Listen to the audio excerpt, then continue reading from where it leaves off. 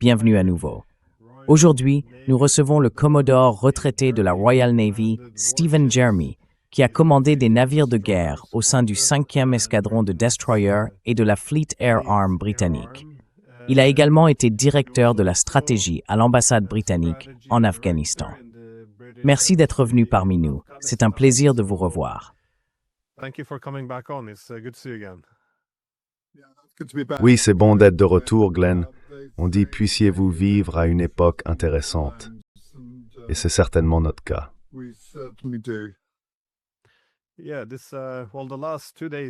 Oui, eh bien, les 2 derniers jours ont été particulièrement intéressants. La guerre contre l'Iran est très différente de tout ce que nous avons vu ou fait au cours des 30 dernières années, semble-t-il. Je veux dire, en termes de guerre, il ne semble pas y avoir de stratégie claire. La planification paraît avoir été insuffisante pour un conflit de moindre envergure. Il semble y avoir peu de capacité à défendre tous les atouts dans la région. Il n'y a apparemment pas de domination dans l'escalade, et trop de choses qui pouvaient mal tourner semblent effectivement mal tourner. En résumé, je ne comprends pas vraiment la décision d'entrer en guerre, étant donné que tant de variables ici étaient incertaines. Mais vous êtes notre Commodore de la Royal Navy. Que regardez-vous pour évaluer si les Américains et les Israéliens seront vaincus ici ou s'ils vont gagner?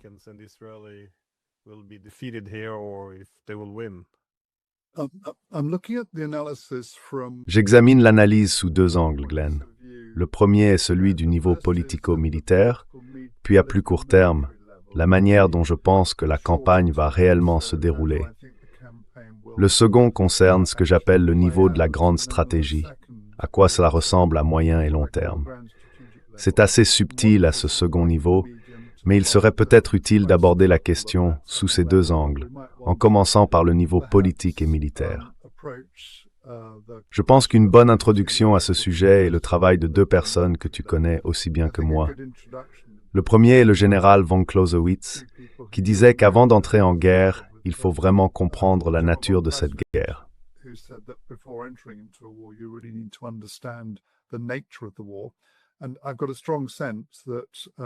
Et j'ai le fort sentiment que les Américains ne comprennent pas la nature de la guerre. L'autre point, c'est le général André Beaufre, un général français dont je suis admiratif, qui disait qu'en guerre, le perdant mérite de perdre, car sa défaite sera la conséquence d'erreurs de réflexion, soit avant, soit pendant la guerre. Et je crains que des erreurs de réflexion avant la guerre ne conduisent à des conséquences qui non seulement pourraient entraîner une défaite potentielle pour les forces d'Israël et des États-Unis, mais aussi avoir des répercussions plus larges contraires aux intérêts de l'Occident et en réalité de l'économie mondiale. Voilà donc comment j'ai abordé la question. En ce qui concerne les objectifs stratégiques, je pense qu'au moins nous pouvons être clairs. Je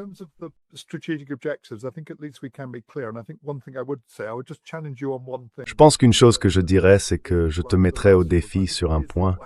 Tu as dit que c'était pas comme les dernières guerres. Je pense que c'est justement comme l'Afghanistan, l'Irak, la Libye, puis la Syrie, en ce sens qu'il n'y a pas vraiment de stratégie. Donc encore une fois, nous semblons être dans la même situation, sans réflexion stratégique approfondie. Cela dit, il semble bien y avoir une stratégie ici, du point de vue d'Israël et des États-Unis, qui serait d'obtenir un changement de régime par la puissance aérienne. C'est une affaire importante. Obtenir un changement de régime par la puissance aérienne, d'autant plus que je ne me souviens pas de la dernière fois que cela a été fait, ni même si cela a déjà été fait, puisque le changement de régime exige généralement quelque chose de plus substantiel.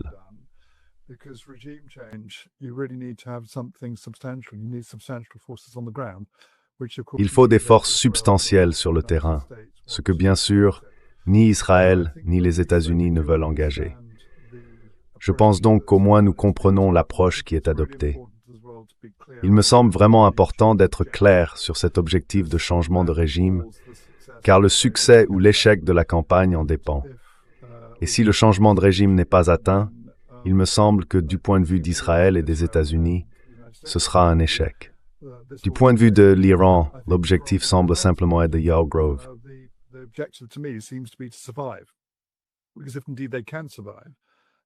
Parce que s'ils parviennent à survivre, et pas nécessairement, je ne pense pas qu'ils s'attendent un jour à vaincre complètement Israël et les États-Unis, mais s'ils peuvent survivre et causer des dégâts importants, et je pense que ces dégâts ont déjà commencé à se produire, alors ce sera une victoire pour eux. Donc la survie, en réalité, un peu comme cela a été le cas pour le Hamas et le Hezbollah, consiste davantage à ne pas être vaincu qu'à gagner. Et pour les Iraniens, je pense que ne pas être vaincu équivaut à une victoire. C'est ainsi que je commence à voir les choses. Et ensuite, en réfléchissant aussi à la campagne dont nous pourrions parler, est-ce également ton impression, Glenn, de ce à quoi ressemblent les objectifs et la stratégie d'ensemble?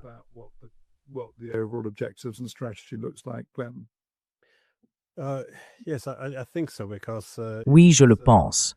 Parce que je crois que les États-Unis et les Israéliens avaient probablement prévu une guerre éclair où ils élimineraient la direction, en partant du principe que tout s'effondrait ensuite. Et encore une fois, certains messages disaient « Descendez dans la rue. Nous avons éliminé la direction militaire, la direction politique. C'est le chaos maintenant. Vous pouvez avoir votre liberté. » Je pense qu'ils ne comprennent pas que, par exemple, tuer Khamenei, la plus haute autorité religieuse, ne va pas pousser les gens à descendre dans la rue pour soutenir les États-Unis. Cela va au contraire rendre les gens très patriotes et les inciter à défendre leur propre gouvernement. Donc je pense qu'il y a eu beaucoup d'erreurs de calcul sur la manière dont ils seraient perçus.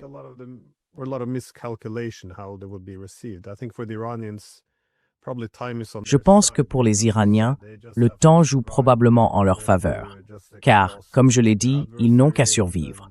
Ils doivent épuiser leur adversaire et infliger suffisamment de souffrance pour s'assurer que cela ne se reproduira pas.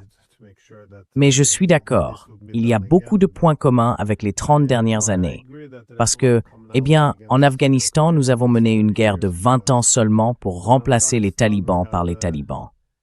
En Irak, vous savez, toutes ces centaines de milliers de morts. Et qu'a-t-on accompli?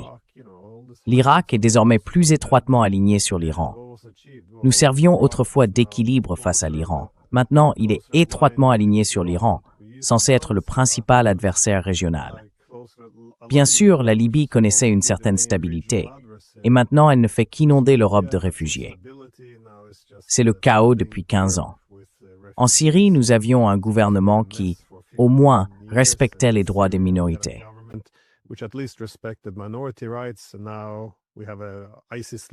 Nous avons maintenant un chef de l'État islamique qui, en substance, le dirige comme s'il était notre allié. C'est juste, quand nous nous sommes engagés dans toutes ces affaires, nous avions d'autres ambitions.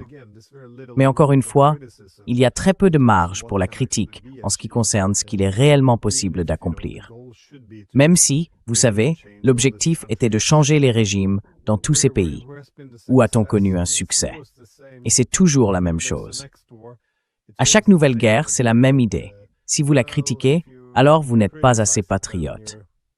C'est très frustrant de voir que nous répétons sans cesse les mêmes erreurs. Mais ce que je veux dire, c'est que l'Iran est très différent de tous ces autres échecs. C'est, comme nous le voyons maintenant, un pays capable d'endurer beaucoup de souffrances et d'infliger de lourdes punitions à ceux qui l'attaquent.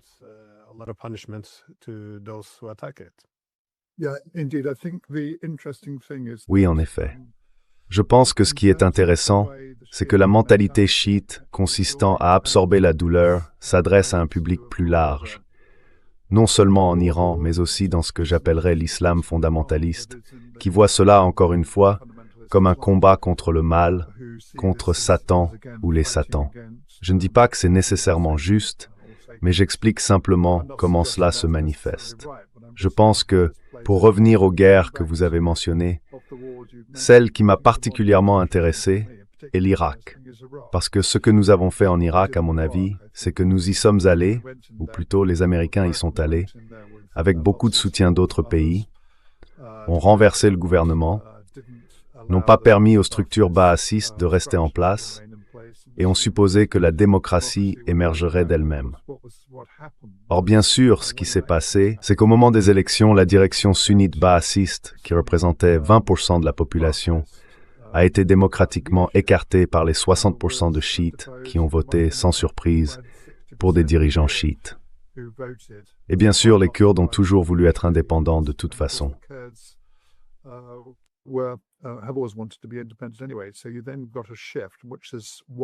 Donc, il y a eu ensuite un changement, ce qui explique de manière assez prévisible que les Irakiens se soient rapprochés des Iraniens en raison de la relation chiite entre les deux nations. Je veux dire à ce stade, d'après la façon dont je perçois la campagne, je pense que les Américains et les Israéliens sont probablement satisfaits, même s'il est très difficile de l'affirmer avec le faible niveau d'information dont nous disposons. D'après ce que je peux voir, la première partie de la campagne a utilisé les Américains dans des rôles de soutien et les Israéliens pour les frappes. Donc les Telam, désolé, ce sont des missiles Tomahawk, Glenn, ont été le principal moyen par lequel les frappes ont été menées par les Américains, bien que je soupçonne qu'ils aient également utilisé des drones, tandis que les avions auraient apparemment été employés par les Israéliens, même si nous n'en sommes pas certains.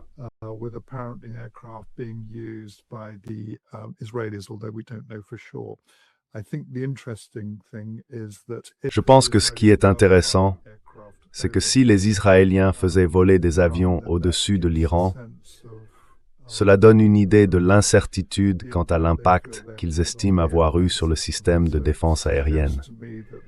Cela me suggère qu'ils ont obtenu un certain succès contre ces systèmes.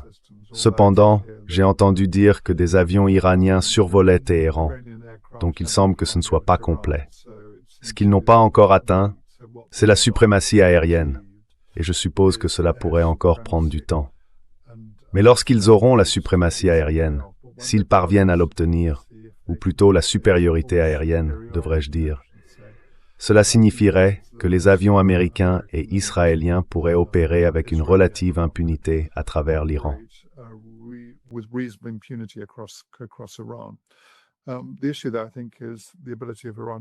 Le problème, selon moi, réside dans la capacité de l'Iran à riposter.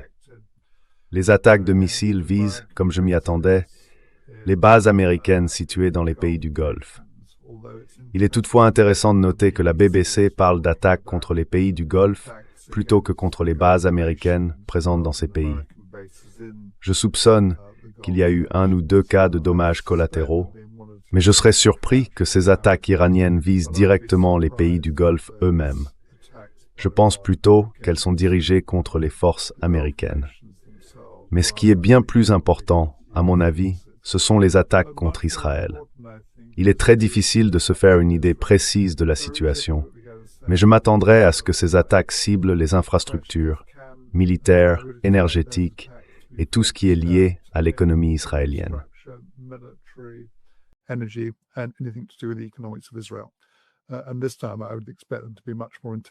Cette fois, je m'attends à ce que les attaques soient beaucoup plus intenses et qu'elles se poursuivent aussi longtemps que les Iraniens pourront les soutenir. Cela semble essentiel à l'ensemble de la campagne, car si les Iraniens parviennent à maintenir un bombardement continu d'Israël en approchant du cap des 12 jours, moment où Israël, comme nous le savons désormais, a demandé aux Américains d'intervenir parce qu'ils ne pouvaient plus tenir.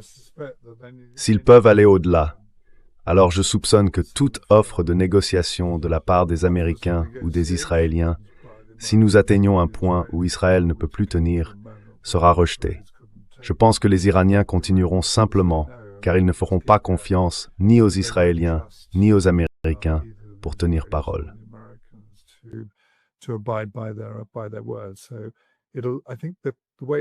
Je pense donc que la manière dont cette campagne se déroulera dépendra de la capacité des Américains à réellement épuiser ces forces de bombardement stratégiques, ainsi que de la capacité des Israéliens, leur économie et leur société, à supporter et à prolonger le bombardement.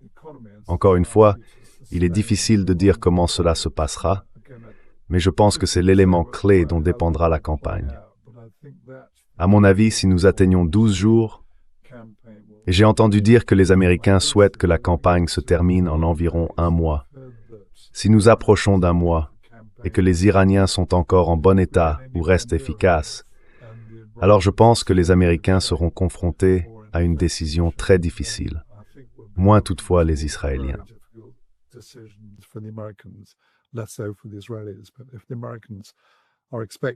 Mais si les Américains s'attendent à remporter un succès de campagne en un mois et que nous n'avons encore vu aucun signe de cette campagne, cela les placera dans une situation très difficile. Encore une fois, je pense que la question ici, avec les Iraniens, concerne la capacité du régime à maintenir le contrôle, à préserver le régime face aux bombardements, mais aussi face aux appels venus de l'Occident incitant ceux qui sont en Iran à se soulever. Je pense que c'est une question ouverte. À mon avis, ils auront beaucoup de mal car il est généralement difficile de mener ce genre d'opération depuis les airs. Donc je pense que la campagne se soldera par un revers stratégique pour les Israéliens et les Américains. Mais nous ne le saurons probablement pas avant au moins le 15e jour, voire la fin du mois.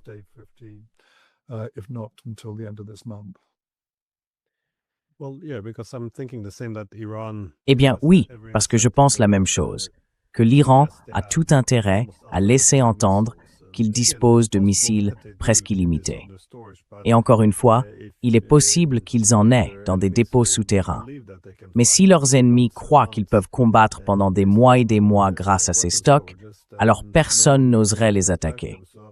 Mais comme la menace venant de l'étranger est si forte, Et en réalité, nous ne savons pas grand-chose, n'est-ce pas, sur l'armement iranien.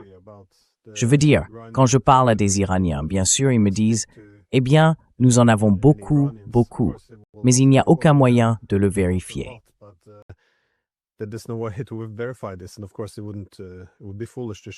Et bien sûr, il serait insensé de révéler où se trouvent ces armes. Mais je pense que, d'un autre côté, les États-Unis les ont probablement sous-estimées, tout comme les Israéliens, comme l'a montré cette guerre de 12 jours. Mais si vous étiez aux États-Unis, comment évalueriez-vous les progrès dans cette guerre? S'agirait-il principalement de la destruction des défenses aériennes afin de commencer à contrôler le ciel? Ou que cherchent-ils réellement à atteindre? J'imagine que s'ils avaient réussi à renverser le gouvernement dès le premier jour et à encourager un changement de régime, ce serait une chose. Mais si cela ne se produit pas, si le gouvernement tient bon et que cela devient une guerre d'usure, que vise-t-il alors?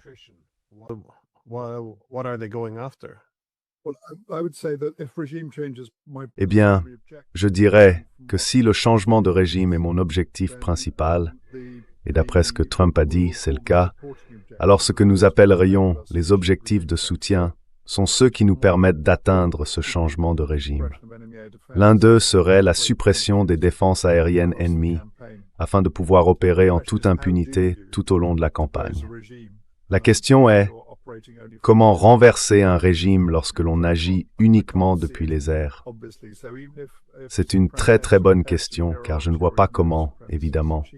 Même si la supériorité, voire la suprématie aérienne est obtenue sans troupes au sol, cela nécessiterait que les Iraniens qui souhaitent un changement de régime se soulèvent et tentent de renverser les gardiens de la révolution et les autres forces iraniennes.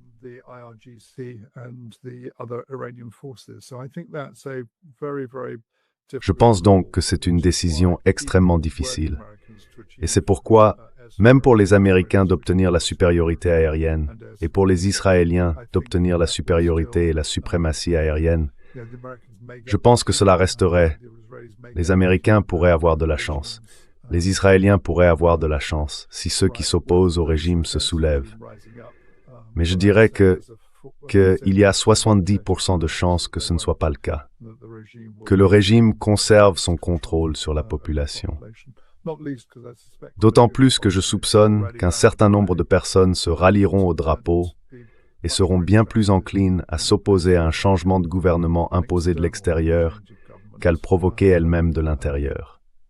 J'ai écrit un jour dans un article pour le London Times, il y a de nombreuses années, que lorsqu'on s'engage dans des opérations, surtout au Moyen-Orient, le premier principe devrait être ne pas nuire.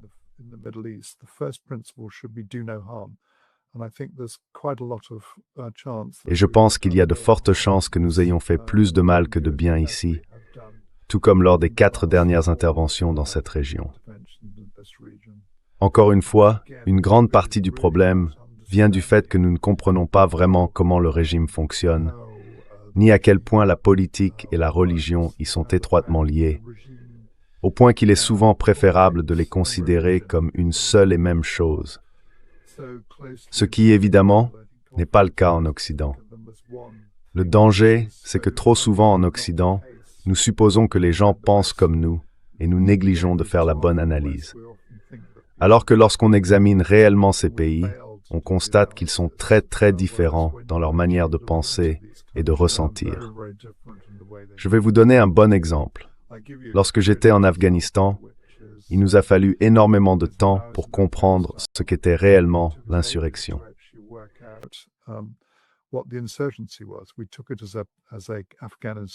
Nous avions interprété cela comme une insurrection afghane contre les forces occidentales. Mais je me souviens d'avoir été assis au quartier général de l'ISAF à Kaboul en 2007, avec une carte des incidents, les affrontements, contre les forces occidentales, et une carte des tribus Pashtuns. Et nous avons soudain réalisé que les deux coïncidaient parfaitement. Elles étaient complètement alignées. Nous avons compris que ce que nous avions n'était pas une insurrection afghane, mais une insurrection Pashtun. Et cela, 4 ou 6 ans après le début de la campagne. Je pense qu'il est absolument essentiel de bien comprendre la manière dont le régime réfléchit et la composition du pays avant de se lancer dans une entreprise de ce genre. Je n'ai pas vraiment vu de signe que ce soit le cas. Je ne sais pas si vous en avez vu, mais moi, certainement pas.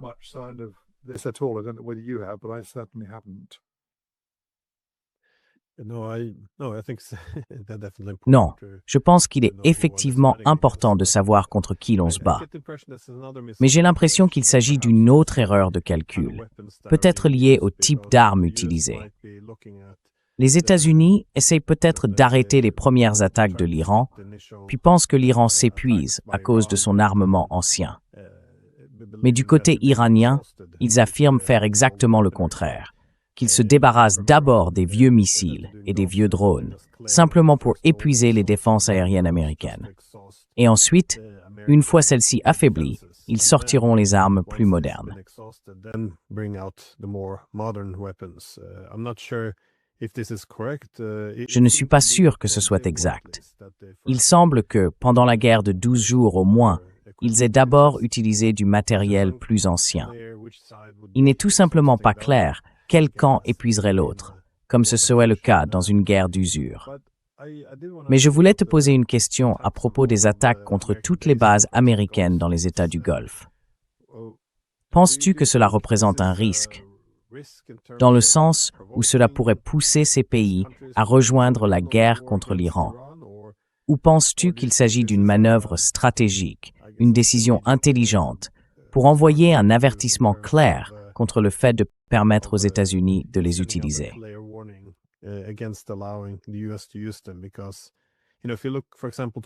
Parce que si l'on regarde par exemple la guerre avec la Russie, on voit que les Européens peuvent presque agir en toute impunité. Ils peuvent dire « Nous allons envoyer ces armes, nous allons mener des frappes en profondeur, nous ferons ceci, nous ferons cela. » Et les Russes ne ripostent pas. Il semble que les Iraniens veuillent simplement établir un précédent clair selon lequel quiconque apporte son aide sera frappé. Je me demande simplement comment vous évaluez cette stratégie du côté iranien. Est-ce quelque chose qui risque d'étendre la guerre à leur désavantage, ou bien est-ce une manière de rétablir clairement leur capacité de dissuasion et de rendre la région plus prudente quant à une coopération avec les Américains?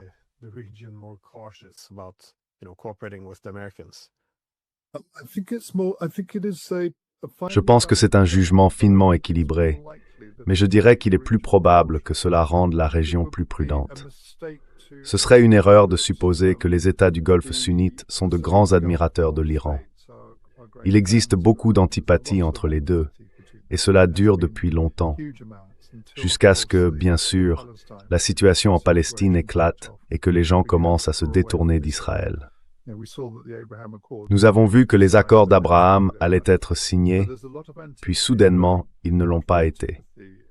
Il y a donc beaucoup d'antipathie, mais je pense qu'une partie de celle-ci existe au niveau des élites plutôt qu'au sein de la population générale. Parce que bien sûr, ce que l'on trouve dans les États du Golfe, ce sont des gouvernements autocratiques, soyons très clairs à ce sujet, tout comme l'État iranien est autocratique à sa manière.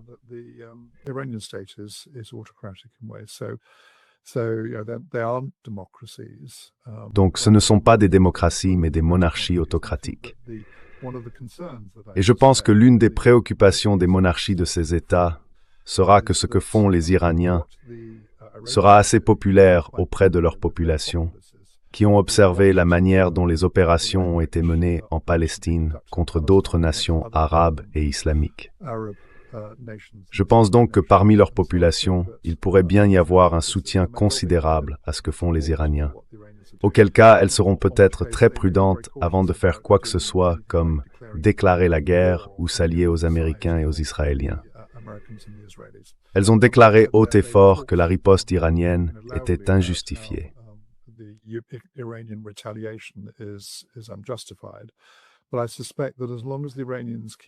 Mais je soupçonne que tant que les Iraniens poursuivront leurs représailles en se concentrant sur les bases américaines, le message sera celui que vous avez évoqué.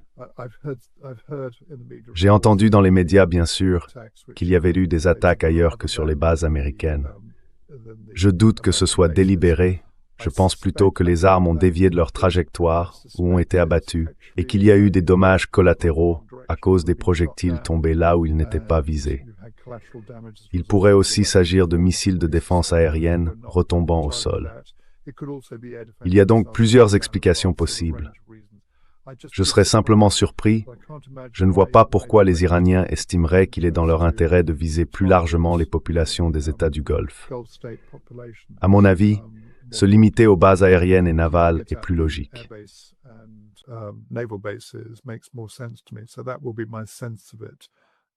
Voilà ce que j'en pense. Glenn, pour revenir à ton point sur le fait qu'ils utilisent d'abord les missiles plus anciens et obsolètes, je soupçonne que c'est probablement le cas. J'ai trouvé que leurs attaques pendant la première guerre de 12 jours étaient assez sophistiquées dans leur exécution. Il me semble donc qu'ils utilisent sans doute les vieux stocks, d'autant plus que, en tant que défenseur aérien, tu ne sais pas ce qui arrive. Tu sais juste que quelque chose approche et tu dois supposer le pire scénario et travailler à l'abattre. Et bien sûr, cela a pour effet d'épuiser les munitions.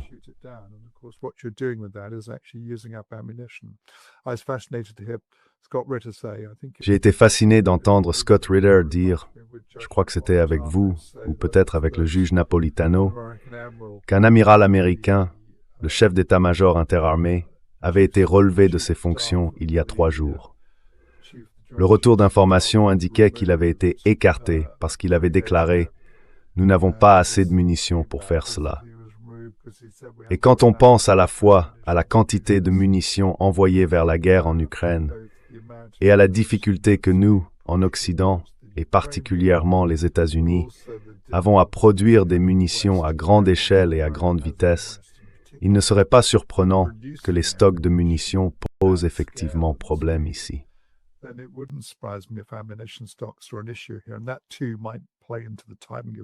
Et cela aussi pourrait jouer sur le calendrier de tout cela, Glenn. Si la guerre, s'ils savent que leurs munitions seront limitées après la fin mars, alors, tu vois, on a la réponse à la question de ce qui se passera ensuite. Ils devront s'arrêter. Mais encore une fois, je ne sais pas. Ce sera peut-être la fin mars, peut-être la fin avril, qui sait? Nous ne savons tout simplement pas à quoi pourraient ressembler les stocks de munitions. Mais cela ne me surprendrait pas si c'était un facteur clé dans leur réflexion et dans la nécessité de mettre fin à la guerre plus rapidement qu'il ne serait autrement possible.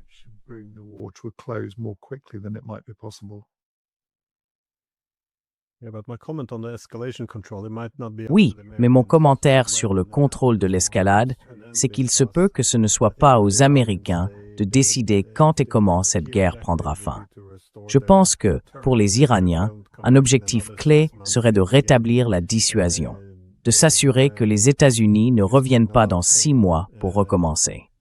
Ils voudraient, je suppose, infliger suffisamment de douleur pour que cela ne se reproduise pas. Mais oui, nous voyons toutes ces cibles militaires, bien sûr, les bases à travers la région. Penses-tu que l'Iran pourrait aller plus loin dans l'escalade en s'en prenant à davantage de cibles économiques ou énergétiques?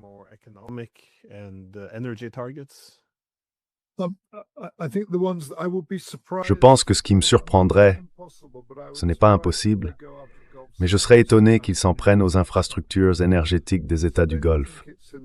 Je ne pense tout simplement pas que ce soit dans leur intérêt.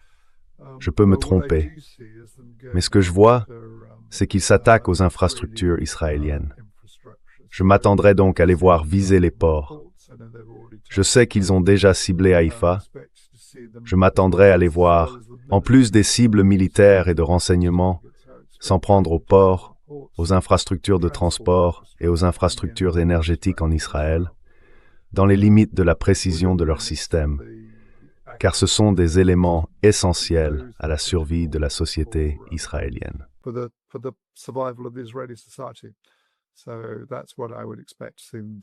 C'est donc ce que je m'attendrais à les voir faire. Et Israël est une petite nation. Elle fait 1/8 de la taille de l'Iran. Je dirais donc qu'ils ont bien plus de chances de détruire cette infrastructure que l'inverse, même si les Américains et les Israéliens parvenaient à une supériorité ou une suprématie aérienne totale. C'est donc là que je m'attends à voir se concentrer leurs efforts. Ce sera intéressant à observer. Je vois qu'ils ont en fait fermé les détroits à la plupart du trafic, mais seulement par des avertissements, plutôt qu'en les minant ou en recourant à la force. Et c'est l'autre aspect que je m'attends à suivre ou que j'observe avec intérêt pour voir comment cela évolue.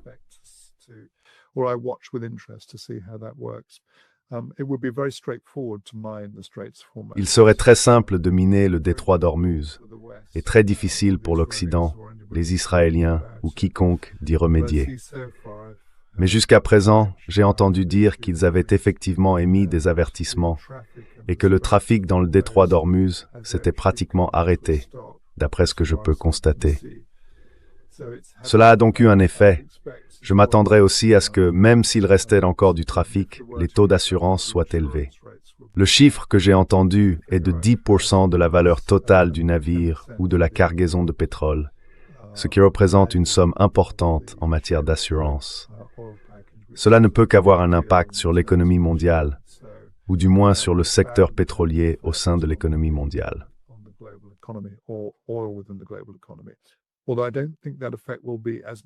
Bien que je ne pense pas que cet effet sera aussi rapide que certains le disent. Il pourrait se manifester rapidement sur les prix du pétrole brut, mais moins sur les produits raffinés, qui continueront d'être livrés selon les anciens contrats, avec le coût du vieux pétrole déjà intégré dans la chaîne d'approvisionnement. C'est donc aussi une arme à double tranchant, car bien sûr, la Chine dépend assez fortement du pétrole iranien. C'est une arme à double tranchant en ce qui concerne la manière dont il gère cela. En résumé, je pense que l'attention se portera sur Israël et sur la capacité économique d'Israël, et il sera intéressant de voir comment cela influencera également les États-Unis.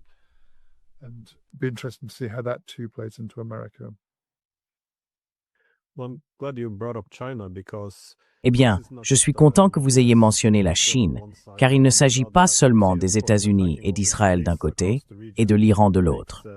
Comme on peut le constater, attaquer toutes ces bases à travers la région entraîne de nombreux pays d'une manière ou d'une autre. Mais l'Iran, encore une fois, ce n'est ni le Yémen ni la Syrie. C'est un pays immense, situé à l'extrémité sud du continent eurasien. Alors, comment voyez-vous cette guerre dans un contexte plus large, dans la lutte entre les différentes grandes puissances? À moins de supposer que Trump ait déclenché cette guerre pour aider les manifestants ou promouvoir la démocratie, quels sont les enjeux géopolitiques plus vastes ou le pari ici?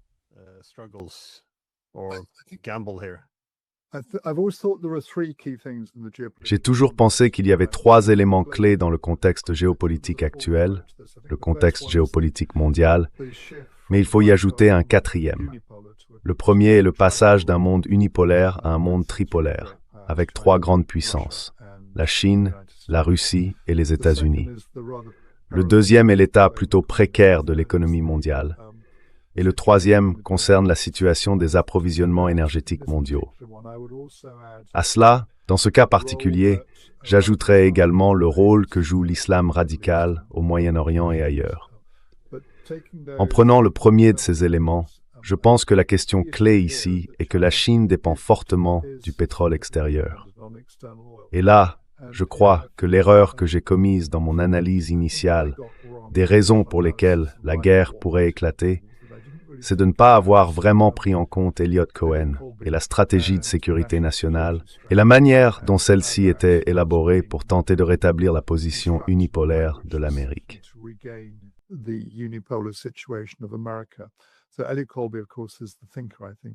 Donc, Elbridge Colby est bien sûr le penseur, à mon avis, derrière une grande partie de ce qui se passe aux États-Unis. Et lorsqu'on examine son travail, il semble clair qu'il croit qu'il est possible pour l'Amérique, pour les États-Unis, de retrouver une position unipolaire. Je pense qu'il se trompe. Mais néanmoins, j'ai vu une très bonne analyse d'Andrew Koripko, qui a parlé de cette guerre particulière comme faisant partie d'une stratégie plus large, dans laquelle le Venezuela constituait un élément, et l'Iran en est maintenant un autre. L'objectif serait donc soit d'éloigner l'Iran des BRICS et de ses relations avec la Chine et la Russie, soit de le rapprocher d'une relation beaucoup plus étroite avec l'Amérique. Idéalement, j'en suis sûr, une relation semblable à celle d'avant la destitution du Shah.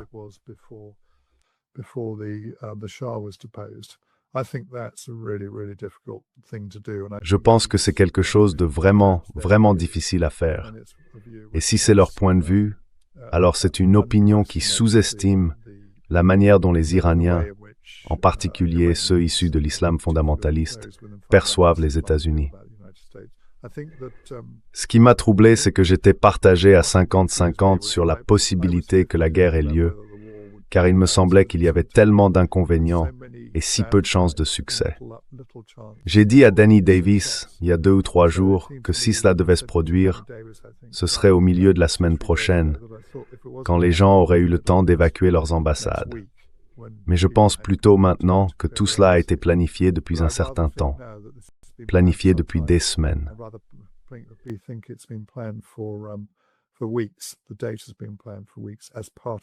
La date a été planifiée depuis des semaines dans le cadre de cette stratégie plus large.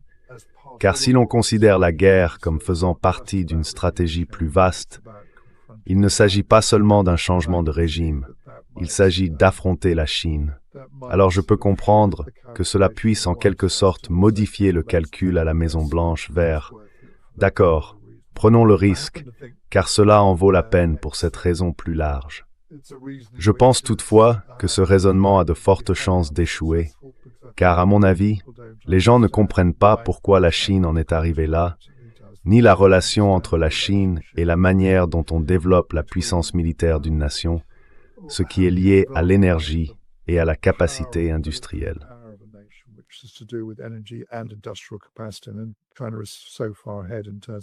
Et la Chine est tellement en avance en termes de capacité industrielle par rapport à n'importe quel autre pays qu'on parle d'environ 20 ans avant que nous puissions nous en approcher.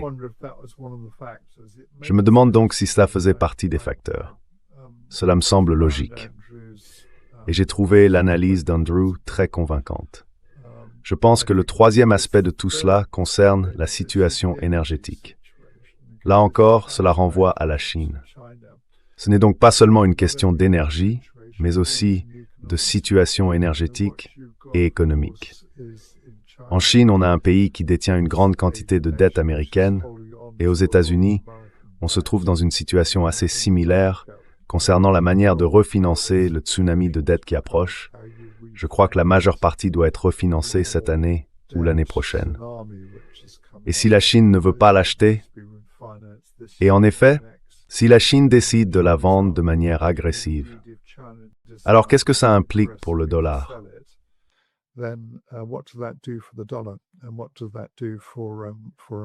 Et qu'est-ce que cela implique pour la situation économique américaine qui semble déjà difficile? Je veux dire, c'est mauvais. Si l'Amérique va mal, imaginez ce que c'est pour les nations européennes, en particulier les Britanniques, les Français et les Allemands, qui se trouvent toutes dans des situations assez périlleuses et ne verront pas, avec beaucoup de joie, la perspective de prix de l'énergie élevés. C'est déjà assez grave comme ça, mais imaginez ce que ce sera quand cela va. Donc je pense que pour toutes ces raisons, si l'on se concentre uniquement sur la Chine, on passe à côté de ces dynamiques stratégiques plus larges qui sont en cours. Et pour toutes ces raisons, je pense que les chances que nous fassions plus de mal que de bien sont élevées et en augmentation. Encore une fois, je serais curieux de savoir ce que vous en pensez.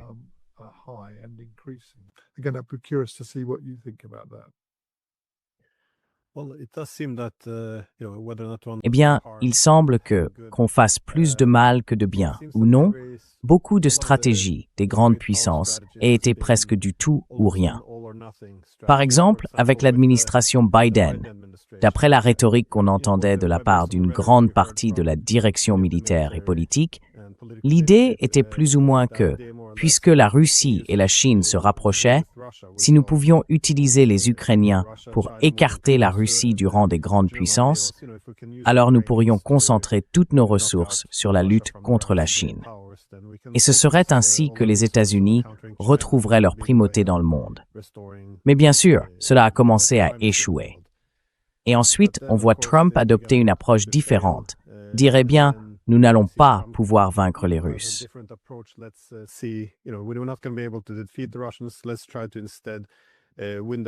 Essayons plutôt de les rallier un peu.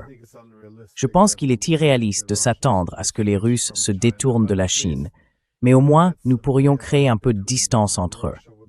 La Russie aimerait se diversifier, entretenir de bonnes relations avec les États-Unis, et ensuite, vous savez, un équilibre naturel des puissances s'imposerait, ce qui serait à son avantage.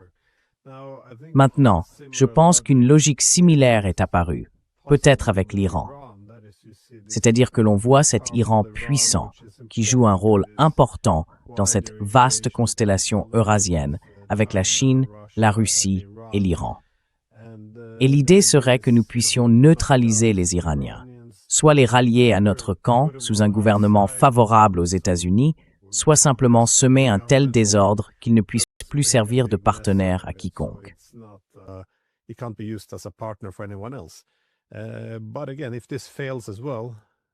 Mais encore une fois, si cela échoue aussi, cela ne fera que renforcer la détermination de l'Iran à se tourner vers la Russie et la Chine comme partenaires indispensables.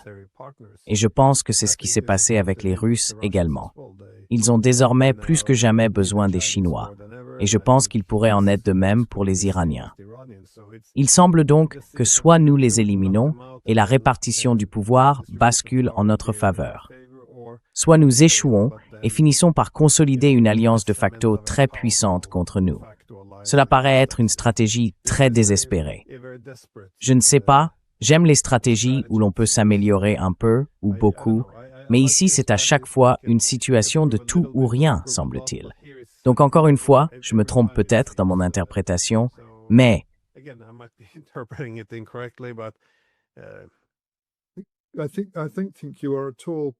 je pense que tu as raison, Glenn. Je pense que tu as vraiment mis le doigt dessus. L'un des autres éléments qui entre en jeu ici, ce qui par exemple ne s'est pas produit au Venezuela mais se produit ici, c'est que si l'on regarde ces dernières interventions, disons les 5 dernières en comptant l'Iran, elles ont toutes échoué. Il y a un autre problème plus subtil qui est le rôle de l'islam fondamentaliste. Mon frère est un brillant analyste de cette question. Et il explique que ce que nous observons au sein de l'islam, c'est une guerre civile qui se déroule à l'intérieur même de la religion. En réalité, 2 guerres civiles qui se chevauchent. D'un côté, il y a les fondamentalistes et les réformateurs. De l'autre, les sunnites et les chiites.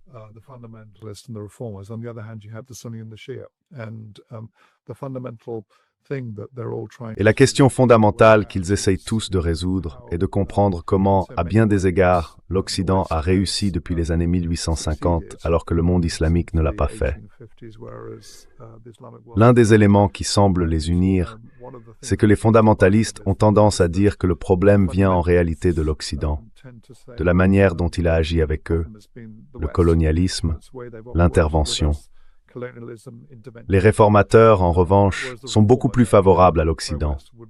Ils préféreraient de loin une situation où ils évoluent sans nécessairement libéraliser leur société, mais où ils ne sont pas aussi rigides quant à l'interprétation du Coran et à la manière de traiter avec l'Occident. Et je pense que c'est un fait qui est très peu compris, en particulier aux États-Unis.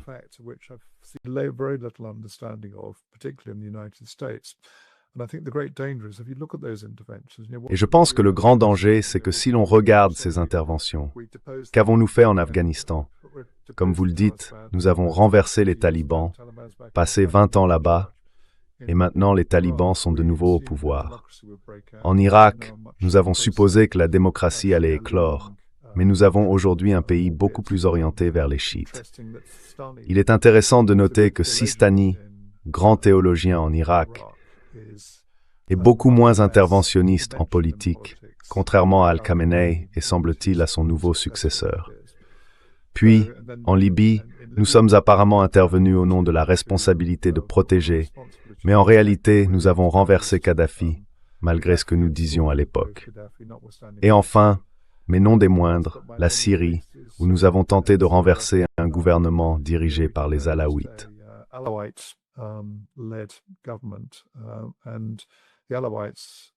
Et les Alaouites, comme mon frère l'a toujours dit, se battraient jusqu'à la mort parce qu'ils savaient qu'ils seraient probablement massacrés par la population sunnite écrasante en Syrie. Ce que nous avons essentiellement fait, c'est prendre ce qu'était l'État islamique et essayer d'agir contre lui. Nous avons donc maintenant rétabli le califat, mais uniquement en Syrie. Si quelqu'un peut m'expliquer pourquoi c'est une bonne idée, je suis prêt à écouter. Mais je pense que le grand danger ici, c'est que tant que nous continuerons à intervenir, nous ferons plus de mal que de bien.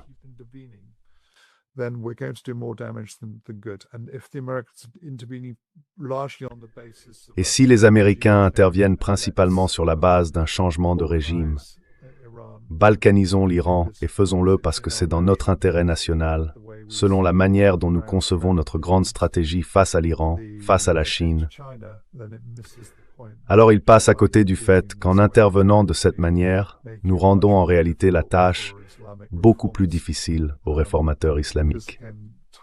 Car encore et encore, eux et leur population voient l'Occident intervenir de façon très autoritaire, maladroite et souvent brutale. Et bien sûr, tout cela ne fait que servir les intérêts des fondamentalistes, de ceux qui ne veulent aucune réforme et considèrent la réforme comme le problème, non la solution.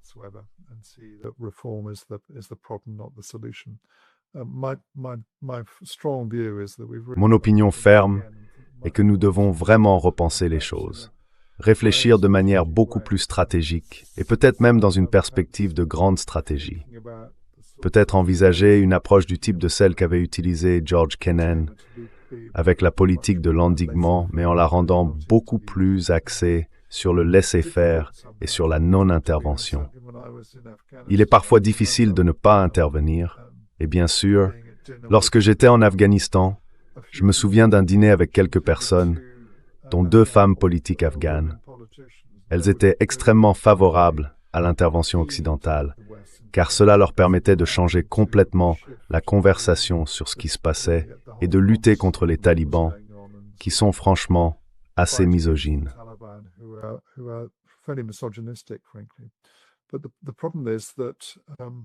Mais le problème, c'est que pour faire cela, il faut intervenir en comprenant que cela ne fonctionnera, si jamais cela pouvait fonctionner, ce dont je doute, que si l'on est prêt à le faire pendant des générations. Vous savez, êtes-vous prêt à intervenir dans un pays pendant 20, 30, 40, 50, 60, 70 ans? Et personne n'a l'appétit pour cela. Donc nous devons accepter que même si nous n'aimons pas la manière dont un régime fonctionne, la première chose à comprendre c'est que si nous cherchons à intervenir de la façon dont cela semble se produire, il y a de fortes chances que nous empirions la situation plutôt que de l'améliorer. Je ne vois pas une seule intervention au cours des 25 dernières années où nous ayons fait autre chose qu'aggraver les choses plutôt que de les améliorer. Mais dites-moi si vous pensez que je me trompe.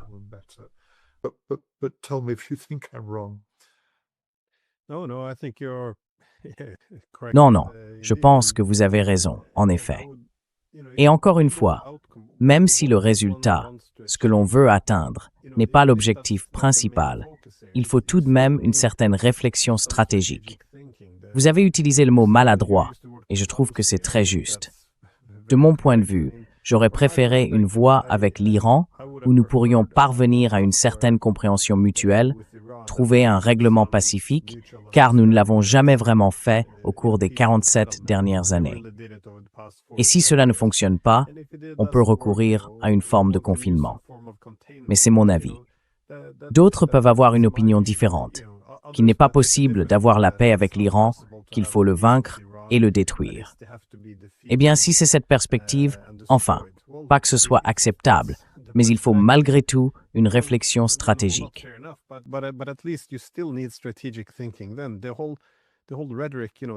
Et puis toute cette rhétorique. Vous savez, nous ne pouvons pas permettre aux ayatollahs d'avoir des armes nucléaires. Et tout ce que veut le peuple iranien, c'est être libéré d'eux. Si nous ébranlons un peu le régime, il s'effondrera, et alors le peuple descendra dans la rue pour nous accueillir en libérateurs. C'est juste un mélange d'absurdité, d'espoir et de vœux pieux. Que l'on veuille faire la paix avec l'Iran ou le détruire, il faut au moins une évaluation honnête de la situation. J'écoute les politiciens, du moins dans ce pays, et les médias. Ce n'est que de la rhétorique émotionnelle et idéologique. Il n'y a rien de concret. Cela ne m'étonne pas que nous continuions à commettre ces erreurs stupides encore et encore, guerre après guerre, parce que tout cela est détaché de la réalité.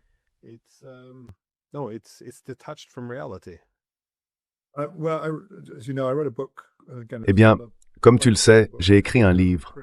Ce n'est pas pour en faire la promotion, car il n'est plus disponible, mais j'ai écrit un livre intitulé « Stratégie pour l'action ». Je l'ai écrit précisément pour cette raison, Glenn, car je l'ai rédigé en 2011. À cette époque, j'avais été étroitement associé à la guerre en Irak, y ayant effectué plusieurs visites, et j'avais également été déployé dans la guerre en Afghanistan. Et j'ai réalisé que nous ne savons tout simplement plus faire de stratégie en Occident. Nous sommes vraiment mauvais à cela. Je ne veux pas dire que si nous avions fait de la stratégie, nous aurions gagné ces guerres, mais plutôt quelque chose de bien plus profond. Si nous avions mené une véritable analyse stratégique, nous ne nous serions jamais engagés dans ces guerres.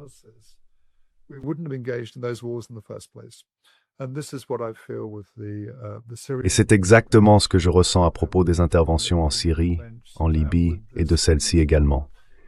Nous n'avons pas mené d'analyse stratégique appropriée, ni vraiment réfléchi en profondeur. Nous n'avons pas fait l'effort nécessaire pour comprendre ces pays avec l'aide de spécialistes. Tant de spécialistes ont été perdus. Je me souviens lorsque nous sommes allés en Afghanistan, nous avions à peine quelques locuteurs de Farsi et presque aucun locuteur de Pashto. Toute cette expertise qui existait autrefois en Occident, à une époque où nous étions bien plus impliqués, a disparu. Et avec elle, la compréhension de la manière dont ces pays pensent.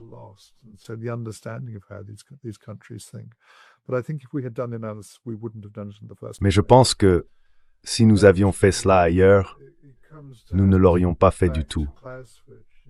Et cela, pour moi, nous ramène à Clausewitz. Vous savez, Clausewitz disait que toute personne engagée dans une guerre doit d'abord comprendre la nature de cette guerre. Et nous n'avons compris la nature d'aucune des guerres menées dans ces interventions. J'en ai bien peur. C'est en partie tout le problème de la remise en question. Je pense, comme je l'ai dit à André Beaufre, vous savez, le perdant mérite de perdre. Nous méritions de perdre ces guerres parce que nous ne les avions jamais vraiment réfléchies dès le départ. Donc il me semble que nous sommes violemment d'accord.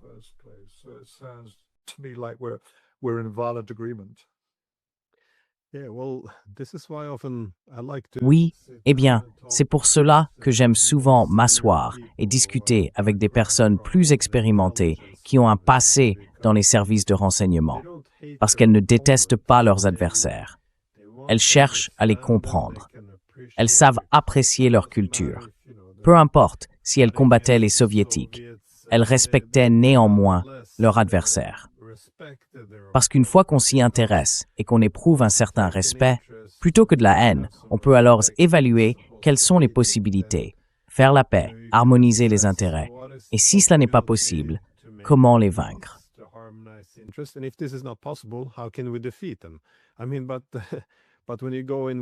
Je veux dire, quand on aborde les choses avec cette mentalité selon laquelle ils sont inférieurs, horribles, maléfiques, il n'y a aucun moyen de faire la paix ni d'avoir un plan réaliste pour gagner. Donc non, je trouve complètement épuisant d'écouter cette classe politique dominante. C'est horrible. Mais laissez-moi vous poser une dernière question. Quel pensez-vous être le résultat probable de cette guerre, l'attaque américano-israélienne contre l'Iran? Pensez-vous qu'ils échoueront?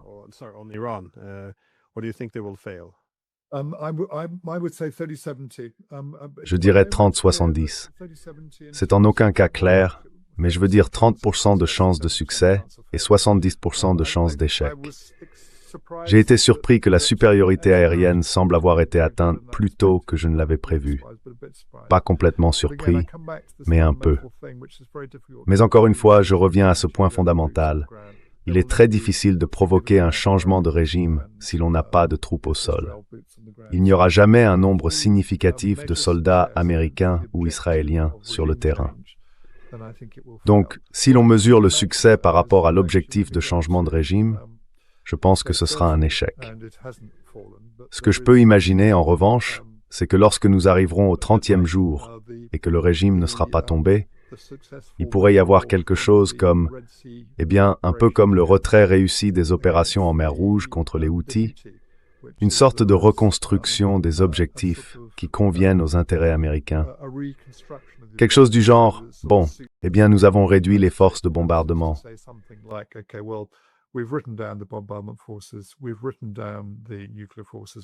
Nous avons défini les forces nucléaires. Nous sommes maintenant prêts à prendre du recul et à laisser les Iraniens entreprendre leur propre changement de régime. Je suis sûr que la plupart des gens verront clair dans ce jeu, mais c'est ainsi que j'imagine les choses se dérouler si, d'ici le 30e jour, d'ici la fin du mois, l'objectif principal n'a pas été atteint.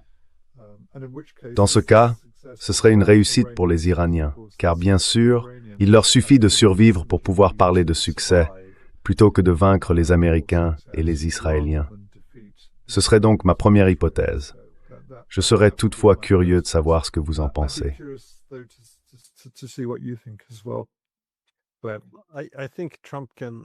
Mais je pense que Trump peut en atténuer la portée dans une certaine mesure. Car je repense à la guerre de 12 jours lorsqu'ils ont attaqué l'Iran en juin. Et vous savez, à ce moment-là, il faisait des déclarations du genre « Nous n'accepterons qu'une reddition inconditionnelle ». Cela ne s'est pas produit. Mais ensuite, il a simplement dit « Nous avons bombardé leurs installations nucléaires. Elles ont été anéanties. Ils ne peuvent pas les restaurer. Victoire. Donc, on redéfinit sa victoire, puis on peut rentrer chez soi en prétendant avoir gagné. Je pense qu'ils ont fait quelque chose de similaire avec le Yémen. C'est une force, car souvent, les pays cherchent des issues de secours.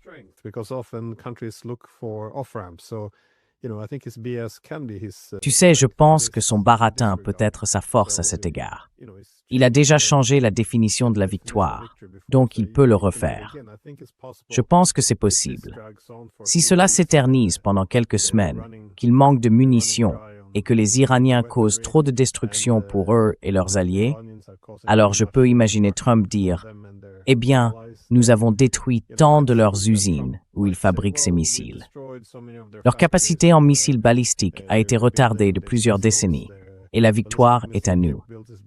Maintenant, nous allons mettre fin à tout cela et rentrer chez nous. » Donc ce n'est pas impensable.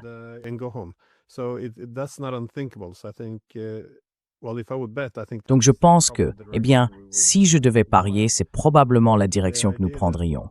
Mais l'idée que les Iraniens feraient de réelles concessions, je n'y crois pas, parce que ce que les Américains voulaient, c'était essentiellement que l'Iran capitule, qu'il renonce à ses moyens de dissuasion. Mais sans missiles balistiques ni drones, il serait fini. Il pourrait simplement le bombarder jusqu'à le raser. Donc non, je ne sais pas. C'est ce à quoi je m'attends. Parce que c'est une menace existentielle pour les Iraniens, je ne vois pas comment ils seraient prêts ou comment ils accepteraient autre chose que le retrait progressif des Américains.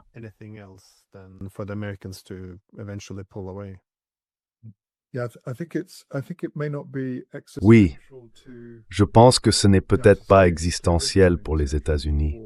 Ce n'est clairement pas existentiel en termes de guerre pour les États-Unis. Cela peut l'être pour Israël, mais je pense que c'est très probablement existentiel pour la présidence Trump. Parce que s'il se retire et aborde les élections de mi-mandat d'une manière qui commence à ressembler à une simple redéfinition de la victoire, je serais curieux de voir combien de républicains continueront réellement à soutenir Trump à l'approche des élections. Il sera intéressant de voir si le Congrès pourrait effectivement revenir à la War Powers Act et commencer à agir contre Trump. Je ne sais pas, mais cela pourrait être existentiel pour la présidence Trump. Nous verrons bien. Ils devront être assez agiles pour convaincre les gens qu'il s'agit vraiment d'une victoire, en redéfinissant les objectifs de la guerre dès le départ. Mais attendons de voir.